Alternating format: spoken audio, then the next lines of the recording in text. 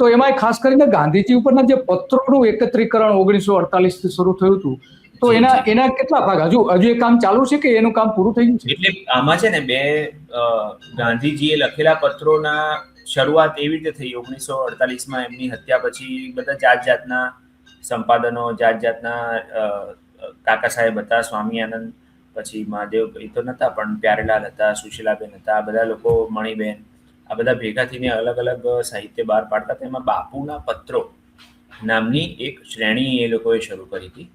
ગાંધીજીનું સાહિત્યને તમને એક જનરલી કહું કે ગાંધીજીએ ક્યારેય ફોર લક્ઝરી ઓફ રાઇટિંગ જેને કહેવાય કે ભાઈ ચલ આજે હું લેખક છું ને ચલો મારે કંઈક લખવું છે, એવું ક્યારેય કંઈ કર્યું નથી. ગાંધીજીના બધા જ લખાણો એમના કાર્યમાંથી નીપજેલા છે. એટલે એમણે પોતે ચોપડીઓ લખી નથી. એમનું સાહિત્ય એટલે શું? તો એમણે સામયિકોમાં નવજીવન, યંગ ઇન્ડિયા, હરિજન બંધુ, એ બધું એમાં લેખ લખ્યા, તે એમણે પત્રો લખ્યા, એમણે ભાષણો આપ્યા,